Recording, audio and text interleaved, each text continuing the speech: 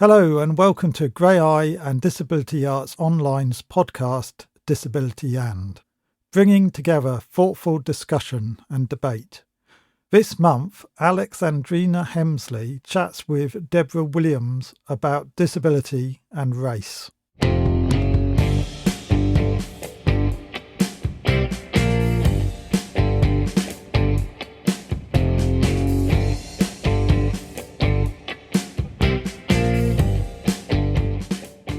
Welcome to Disability And podcast. I'm Alexandrina Hemsley and I'm joined by Deborah Williams. This morning we're in the Grey Eye Studios and I am wearing an orange jumper and a white dress with some copper tights, and my hair's at quite an afro. And I've been lying down, so it's a bit square at the back. And I have light brown skin. I don't even know how to follow that. I'm Deborah Williams. Today I'm wearing a black Data as Culture t-shirt and pair of green, almost McEwen tartan. I've got a very short afro because my hair's falling out. It's grey at the front. Very dark light brown, if that makes sense. So I'm black but not really black, and no left hand. So Deborah and I are here today. We were asked by Colin to discuss the historical exclusion of black disabled people from the arts, and we were both excited by the proposal, but we would also like to come at this conversation from the position that exclusion has happened, and that it isn't solely our responsibility to scrutinise why this has happened. We feel that doing so in some ways is an act to unearth the mechanisms that whiteness uses to erase and exclude, and more it feels as if, well, I feel anyway, that it's for white people to begin to understand whiteness or do more to understand whiteness. So where we're coming from is we're going to discuss together today how we as artists have travelled through this erasure, how it has impacted our practice, how we've survived it, how we continue to make our practices and the practices of others visible through this backdrop, and knowing that this historical and present erasures are the backdrop for the practices of many black disabled artists. I think it's important for me, especially in the work that I'm doing at the moment, the day job I'm doing at the moment, that you spend a lot of time justifying yourself in spaces. And as a black disabled woman, I'm tired of doing that.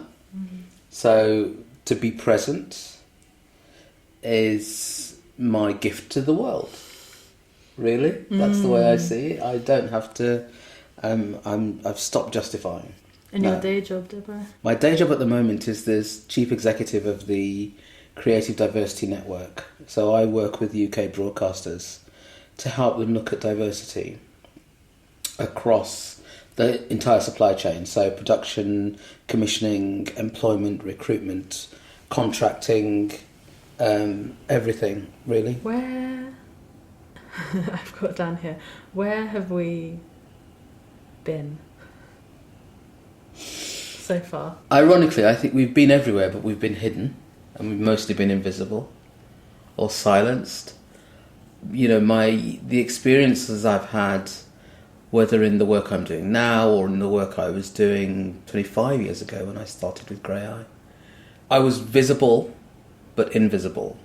And I think a lot of black disabled artists feel that way globally.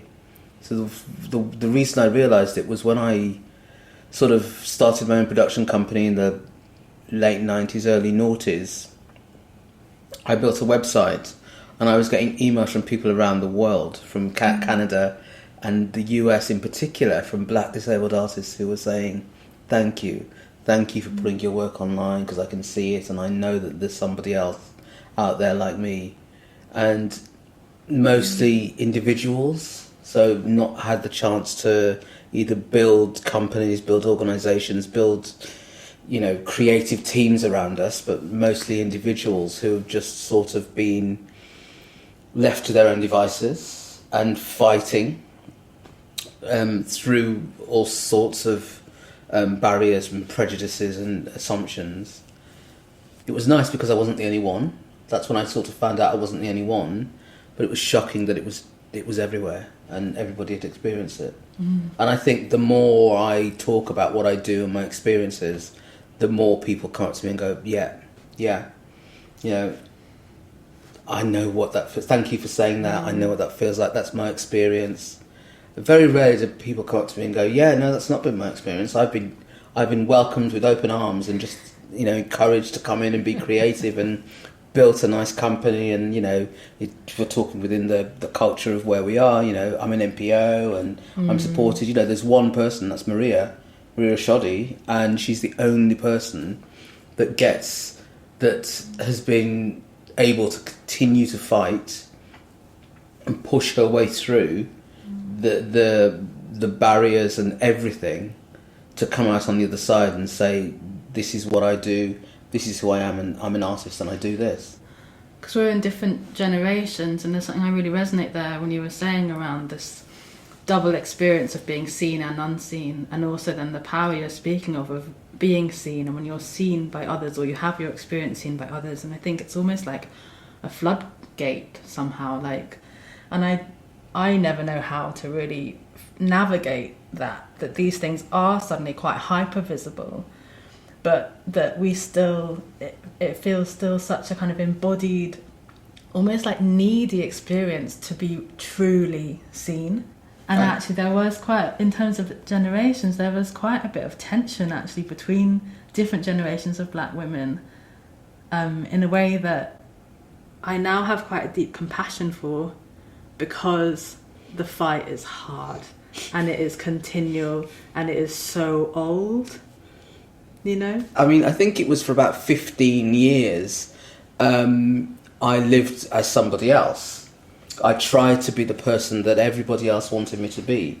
So I tried to be non-disabled, I tried to be a girl, I tried to be white, I tried to be invisible. I was silenced, and I'd silenced myself. I was complicit in my own silence and erasure. And I went to America in 2000 to study what I thought was just contact improvisation. And it turned out to be something completely different. It opened my eyes and my soul, my creative soul, in a way that I just never anticipated. Because it was isolating parts of, one of the exercises, the core exercise of the organisation was to isolate parts of your body and to present a monologue. And when I had to do it with just voice, I couldn't do it. I had no voice. And the director I was working with said to me, I give you permission. And he was an older white man, obviously, and he wasn't being facetious, but he was like, you no longer, after this day, you no longer have to be silent. You have the right to be who you are and to use your voice the way you want to use it. And that's when I really came into my own personally within myself as a performer and as an actor. And I love theatre. It cuts through everything I do. Since I was 7, I was acting. And to only ever have barriers,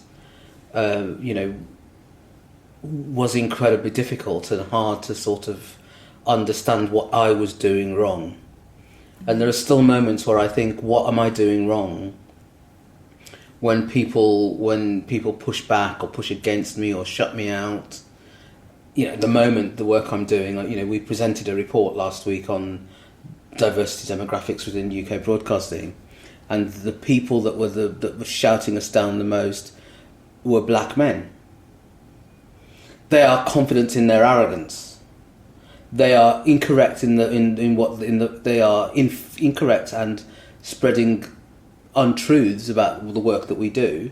They don't talk to us, but they feel that because they are black men and they have the status that they have, which is acceptance from white people.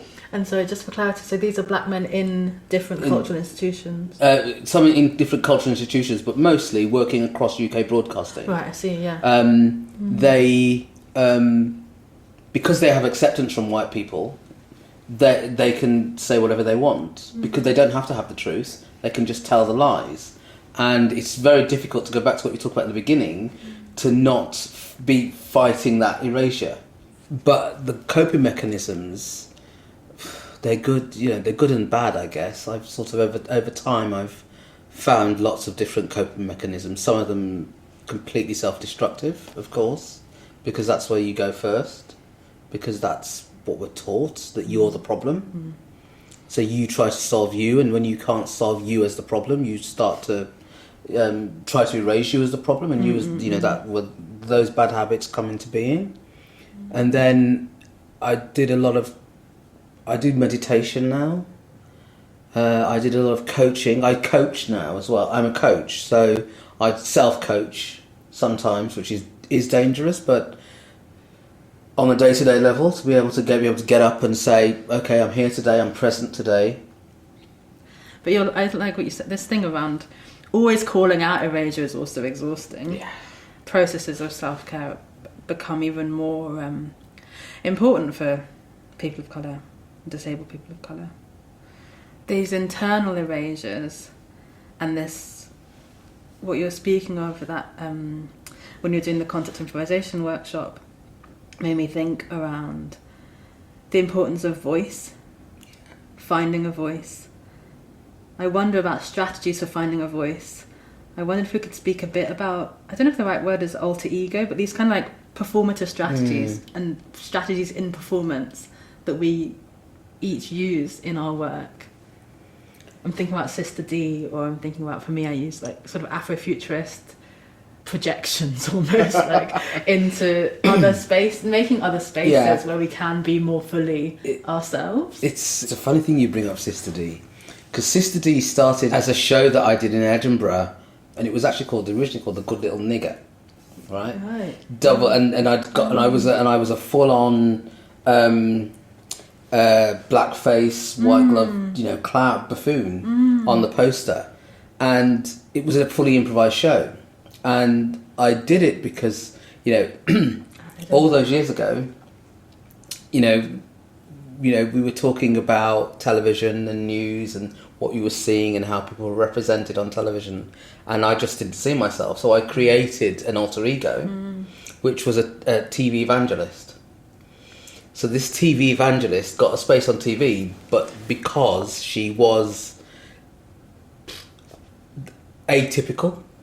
So she wasn't necessarily saying what all the other evangelists were saying, but what she was saying was sort of a lot of stuff she was saying was shooting herself in the foot. But it gave me an opportunity to talk about things that, as a black disabled woman, I'd never been allowed to talk about. So to talk about sex, to talk about intimacy, to talk about hate, to talk about self-loathing, to talk about all those sorts of things. And as she developed into the Sister D show, which is what the full show then eventually became, it was very much about a TV evangelist who was born disabled, but because she was so ashamed of that, she created a line, told a story of how she saved a child and became disabled. So she found a way to justify her impairments. Kind of rescue, or like a heroic arc. Absolutely. A traditionally heroic. Absolutely. White Western mythological arc. Absolutely. Because that was the only way, because of the self-hate was so inherent in her. And in many ways it was my way of saying, this is what you do to people, to the world, especially the theatre world. This is what you do to people. Because at the time, theatre, go back, even now, when you're reading about it, there are still no black disabled people really working in theatre, in mainstream theatre, in the institutions. There are no opportunities to run venues, or be executive directors, or be artistic directors, or be associates. You've got Amit, who sort of sits within Grey Eye and West Yorkshire, and etc. But there are no women. And that seems to be acceptable to people. People go, oh yes, that, people don't even think about that and look at that. So, if I want to spend some time now writing something I feel like writing, or supporting myself through Arts Council investment or whatever, then who are you to tell me I can't? What makes you think that you have the right to tell me that I can't? You do not know who I am. And I guess that's part of the downside of having an alter ego. Having an alter ego that is vocal and will say the things that other people won't say, will walk into a room knowing that there is an expectation and living that expectation of saying stuff that nobody wants to hear, that everyone is embarrassed by. The downside of that is that people think that that's all you are. That you become your own stereotype. Yeah, this stereotypes are really interesting. There's the quote, isn't there, by Chimamanda Ngozi, that stereotypes are true but they're incomplete. There's something about Absolutely. Because when you were speaking about the title of the show, I was thinking about my own video work and how I think in 2015 I made a video work called One Nubian for the Boys, and I was in a leotard and I'd painted a really pseudo African with a capital A vague kind of mask on my face, and I was just again, this invisible disability things. My quiet task for myself when I was filming was to just look at this camera that I found very invasive and very phallic and male. Look at the camera for more than a minute, not duck away from the gaze, whatever this loaded white male gaze was. Just look, stare it down. Yeah. And what I think then surfaced or got expressed was a lot of rage and anger. And there was a kind of purposely heavy metal, blokey track playing. Yeah. And there was a lot of, and I was kind of only in a leotard, and I filmed it in a tiny flat that I was staying in. And I showed it. I was part of this professional development training program for choreographers, and I showed it. We all had to go around, show our work, and I showed it, and everyone else got a lot of very detailed feedback. I think I realise now because there were a lot of shared reference points for a lot of the other work, and for my work there were no reference points. All the tutor could say, he put his hand up and said, "It's interesting that young people now make work that is so disturbing." Wow. And from that moment on, I felt, wow, I'm just outside of the circle. Whatever is going on in this group, I am outside. Rather than own their position as a white man and say, I found whatever the content of that work, I was disturbed by it. Something in that rattled me. They were able to use that position of power as the tutor and label my work, and therefore me and my body, disturbing, which is so different. It's such a different thing. And I think you're right. I think that came from naming and trying somehow to harness a stereotype of angry black, and then in brackets, and the kind of invisible brackets, disabled woman. I say I'm lucky about being a disabled woman because physically I look disabled. I look like I'm supposed to be. I'm not all human. So people can instinctively, when they bother to look, because otherwise, first of all, I get sir all the time, so I'm always a man. Yeah, this misgendered thing. Which is just, so it's interesting now in the trans conversation, the transgender conversation, people constantly tell me that I don't know what it's like to be misgendered. I'm like, you have no idea. And that goes back to childhood, right? That's a part of one of my non-visible conditions that nobody bothers to think about. I now walk with I've got a broken body, which I never used to do, but I take pride in that because it's my body. And it took me forever to wear t-shirts, to not wear long sleeve jumpers, to not constantly cover myself up, to not try and make myself small and fit into that invisible space, because exactly what you said, that people found it threatening. And instead of people finding that threatening within themselves, the assumption was I still use the term, although I stopped using it about a year ago because my 7-year-old nephew reframed it for me in a different way. I used to I scare people. I use that a lot. But my nephew said to me last year, and he just said to me, he said, "You impress people." And he was 6, he wasn't even 7 because he was 7 until the summer. And I went, "What?" And he went, "No, you impress people." And that was when I that stayed with me, and that's the term I now use. My fear is that my ego then I turn into an egotistical maniac. I hope I won't, but it's a fear of mine. But actually, that made more sense to me than you scare people. People are scared of me because of what they see in me. But ultimately, that's not down to me. That's not my fault. Which comes right back against the beginning. I'm not going to apologise. We need to stop apologising and stop trying to explain racism, xenophobia, disableism, sexism, misogyny, all of those things, because they're not ours. Well, they're not mine anyway. Do you know what I mean? Yeah. They're not mine, and they're not mine as a performer, and they're not mine as an artist, as a writer, as a director. They're not. It's just not mine. I wonder if this sort of like nuanced wisdom of your nephew is something that I see a lot around me in the practices of Black disabled artists. This like innate understanding that there's like multiple ways of being, because there has to be. There just has to be. We're constantly navigating so much. We're holding so much. We're expressing so much. We're constantly in negotiation with so many intersections of identities and histories, visible or invisible. I think this is like where we are. If we have anything in common, it does feel to be this kind of capacity for movement. Yeah. Internal or external, and a way I think of also calling out what does appear to be invisible to others. Because I think of an experience, like embodied experience, like you're saying, even around being misgendered, it's like embodied experience of violences. Yeah, it's the training term now, is microaggressions. So people now make money off microaggression training. I'm like, you've got no idea. It's violence, and it's constant, it's never ending.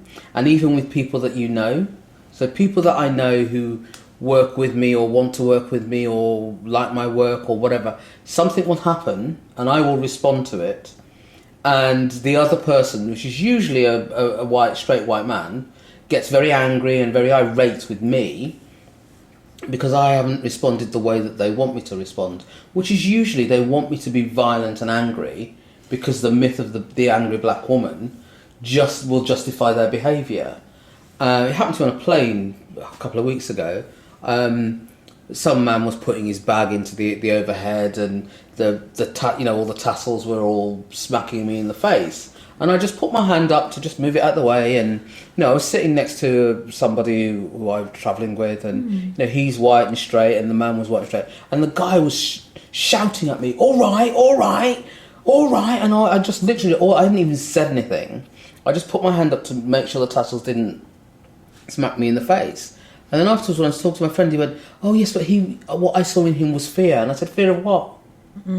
Fear of what?" And he spent a lot of time trying to justify that man's behaviour towards me. And I said, "Look, he saw a black man and thought it was going to kick off." And my friend went, "No, I don't think he did." I went, "No, that he did. Trust me. I've lived this life 100 times over. That's what he saw. And because I was quiet, he didn't know how to respond to it. So his response, which was his natural response which was, 'Come on then, have a go.'" And I'm like, "I don't care, mate. I'm sitting down in my seat. You smacked me in the face with the bag. You didn't even say sorry. But it's my problem." It comes back to seen and not seen. Yeah. He didn't see you because his belongings were, hitting air. Yeah. And then he saw and responded aggressively. I'm sorry that happened. That's all right. It's not your fault. It wasn't you, was it? No.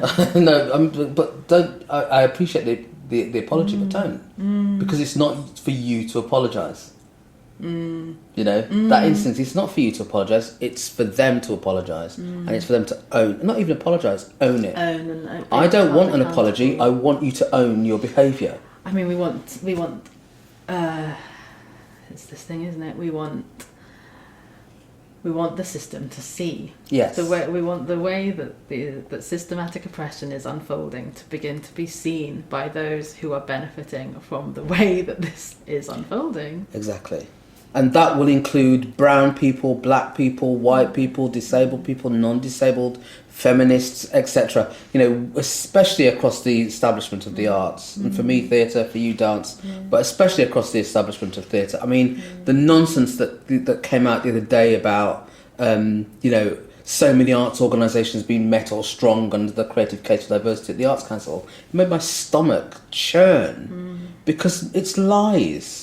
And the fact that there are so many people inside these institutions who are benefiting and who from work by artists like yourself at the moment, who are working independently, constantly trying to, live hand to mouth, and they're being told that they're because they've employed somebody once, probably underpaid that person and on a contract, on a very short-term contract. They are somehow meeting the requirements of the only funder in the country, whereas an individual artist you can get money. It doesn't make any sense to me, and it makes me so angry. And people won't own that, won't accept that, won't acknowledge that, won't talk about it. And I've started writing again, and I've started thinking about where I want to put my shows, and because I'm a traditional text-based, almost classic theatre aficionado. That's what I love. I love words. They excite me. They generate things in me. My words sometimes when they're read back to me, but when I read plays, when I was working in the Midlands doing piecework, putting together clocks or whatever, I was reading Bernard Shaw and I was reading O'Neill and I was reading all these books and these plays, and people would look at me very strangely. I'm like, I don't care. This was my fuel, and I fueled myself for so long with that. And then now I feel like all of the spaces that I wanted to work, all of the spaces that I loved, all of the spaces where I just naturally assumed I would be able to perform and present my work, none of them are open to me. I think this is so real, isn't it? And actually I don't think this has been said enough, that maybe every black disabled artist goes through this process of disillusionment. Yeah. So as part of this healing, recovery, whatever, we also have to heal from this disillusionment. And it's hard. For 10 years I didn't write anything. I just had writer's block, and I couldn't write, which was my voice going again. Having spent 12 years creating my voice, all of a sudden it disappeared again, because in particular disability shut me out.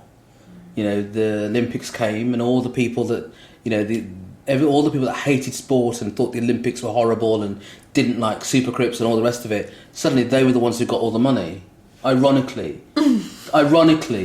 they were the ones who got all the money.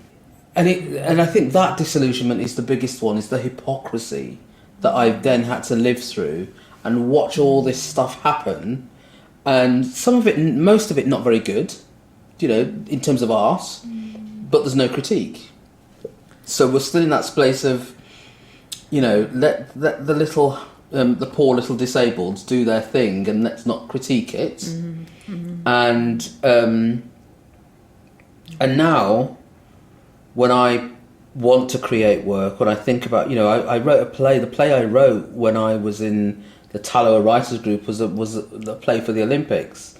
Was a play about two girls growing up, one disabled, one non-disabled, sort of tomboy, and how their relationship grew over sports. And I wrote it for the Olympics, and it was presented at the Young Vic as a read-through, but no one picked it up. Nobody picked it up. And that told me everything I needed to know. So as a writer, as an artist, I'm completely lost and bereft. I have nowhere to go. So unless I go back to creating my own work, which of course people belittle, because you're not commissioned by, why aren't you commissioned by the Royal Court, or why aren't you commissioned by X, Y or Z, or the National Theatre, and da-da-da-da. You know, well, I'm not commissioned by them because they don't see me. And when they do see me, I'm seen and used and then passed over, but make their numbers look good. So when you then come a year down the line and say, what have you done this year? They go, oh, look, we did this, this and this. Oh, you're great because you've met our criteria. But the artists that you've used, I'm sorry, who are they? You know, you don't even have to name them or present them in any way. And that's where I am at the moment, is the struggle of, I'm writing, I want to make theatre. I don't feel there's anywhere for me to make theatre in this country. I don't want to go abroad and become one of those, oh, I had to leave England to become famous people. I'm like, I just want to make theatre. Do you know, I want to write plays, I want to perform them, I want to direct, I want to work with collaborators who are interested in the stories I'm writing, which are warped and odd and very dark. Very, very dark humour. You know, they sit in the Mel Brooks space of humour and the Tarantino space of violence. But that's the work I like. That's the work I write, and it tells stories that, you know, I'm not hearing a story of a black disabled woman anywhere. That story's not being told. That's not being shared. Those narratives aren't in public space and public domain. Or when they are, like I'm thinking about Selena Thompson's Salt, I think they're extraordinary, and then they are still very few and far between. What is the relationship to writing that you value, like the relationship to writing that you value for yourself? Peace. The peace and joy. The peace and joy I get when I write, or at the moment there's a poem floating around in my head, which is about a love affair that was never to be, for me, and I'm just liking that. It's a very painful experience that I'm reliving constantly, but I'm liking the fact that when I go to bed at night and try to sleep and don't sleep, but these words are running around in my head, that I find peace, because ultimately I'm an artist. You know, the manner which way you cut me like a stick of rock, I've got artist written all the way through me. And that's been lacking for the last, in particular, 4 or 5 years, where I've just hunkered down into a sort of day job. But the peace and joy that come from that, the peace of knowing that it's still there, and the joy of knowing that it's that possibly it will resurface. Yeah, I think that's really lovely to hear. I like what you said about peace. It's just a sort of, because it's kind of, writing is solitary, isn't it? But you're right. It's also quiet. I hadn't really remembered that when I write, it's also quiet. Even if there's like so much going on outside, even if there's just like someone else is in the other room, and I have 2 cats and they're like fighting, doing whatever they do, you know, sorting out their own little disputes in Catland or whatever. You know, yeah, when I'm writing, it's like there is a level of focus, and I guess a way, like you were saying, of visiting all these lives that we've lived. I'm currently writing a series of like retrieval poems. I'm trying to revisit moments where, my body has frozen or been blocked. Because I think when you were speaking about not having written for 10 years, I definitely experienced in the last 4 to 5 years a real diminishment of voice. It's what, thankfully, when I did the guest editorship with Disability Arts Online in July 2019, I was somehow like riding the cusp out of, or like really trying to and wanting to kind of resurface from this real like inertia over words and language, just feeling like what was it? Not that I didn't have anything to say, but that there was almost like too much to say, that it was all getting caught in my caught in my throat, and it was just in an overwhelming way. So I'm trying to revisit these sites and rescue myself. I think again these narratives that feel really important as a Black disabled person, that a different way of maybe understanding endings or understanding violences, that our subjectivities and our subjecthood and our survivals aren't the ends of us. No, absolutely. That we're still present. Yeah, absolutely. That what you said about being stuck, the words being stuck, because for me it's fear. I mean, I don't know whether it is with you, but that what you say has never been said, or if it has been said, it's not been acknowledged. And when it's you saying it, this comes back to the activist. You know, the very fact I am alive is a political act. The fact I exist, the fact I do the work I do, are all political acts. And when everything about you is a political act, you are open to so much abuse and so much damage and danger. And the control over your larynx, the control over your words, how those words come out of your mouth, how they are used, how they are landed, how they are used against you, for you, which is quite challenging at the moment, because I'm reliving my childhood because my mom's passed, and I'm trying to think of all and remember the good things, the best of my childhood. And it's difficult, but I'm trying to really work hard to do it. And there are some moments in there that I remember I'm like, oh my God, those are brilliant moments. And then I look into the world I work and what I want to do, and those moments aren't there. You know, the moments of a 5-year-old or a 6-year-old or the young disabled person's not there. Not visible in theatre, not visible in television, not visible in film. The young Black disabled child who's an overachiever. You know, we're never overachievers. We're always strapped to chairs in corners and bashing our heads against walls. That the normalcy of disability doesn't exist. And that narrative is a narrative that, you know, this is the first time I've said it. You know, because I don't feel able to say it, really. It's definitely something that needs work, but I don't know if I'm the person to do it. I really don't.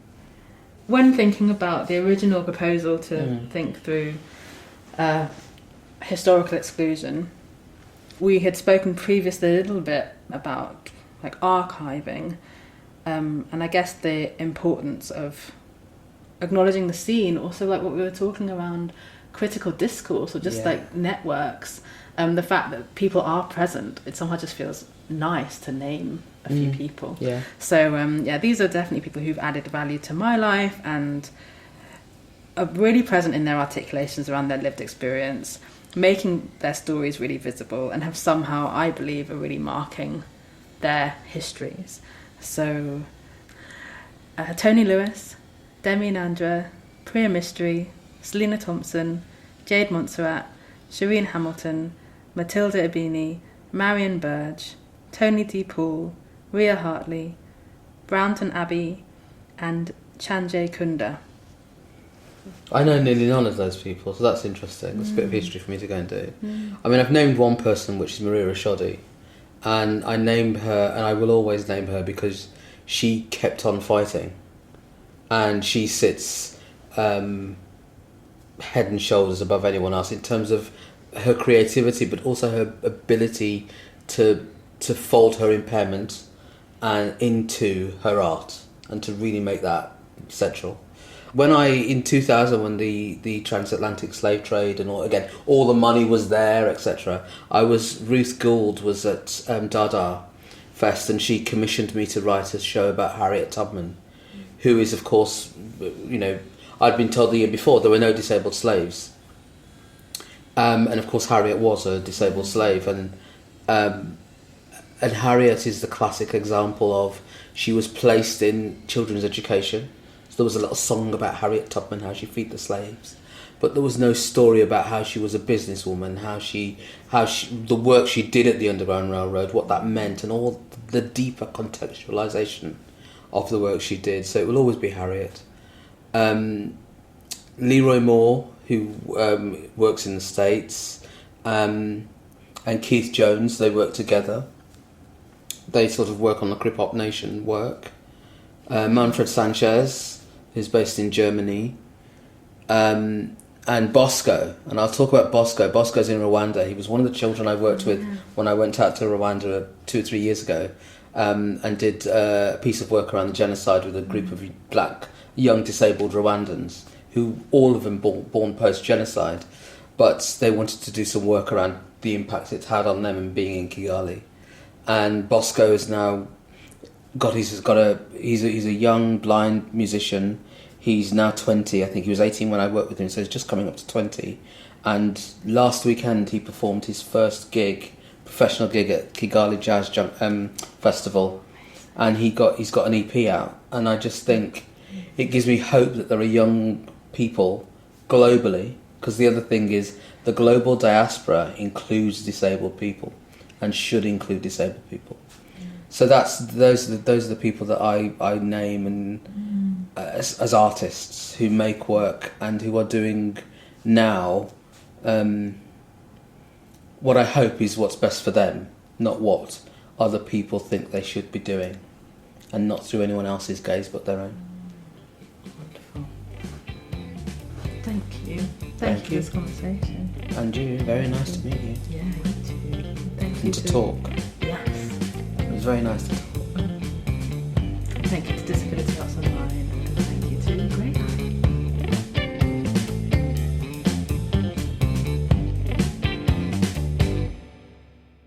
Disability Arts Online, in conjunction with Richard Butchins, are launching a new podcast, 213 Things About Me. The podcast will be available from the 28th of May through all good podcast providers. 213 Things About Me. I'm going to recount a story. It's a true story. I mean, as true as any story can be. Aren't all stories true in some way or another? From Anna Karenina to The Handmaid's Tale? They are all about truth in one form or another.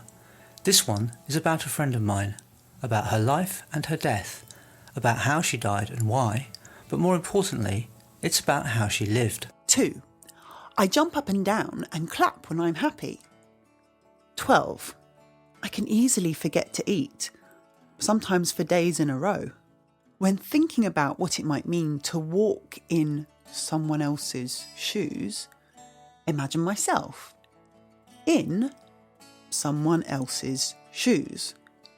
Which means that I'm still me, with all my history, all my thought processes, but now I'm wearing a pair of very uncomfortable shoes.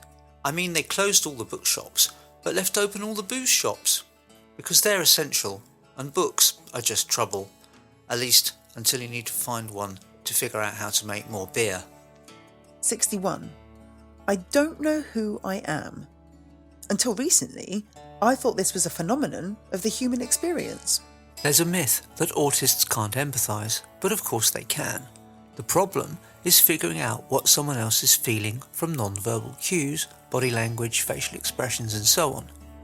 Problems working out what someone else is feeling isn't the same as not feeling empathy for them. Not at all. 62. I cannot, under any circumstances, do two things at once. 213 Things About Me. A podcast about thinking, living and dying, from an autistic point of view.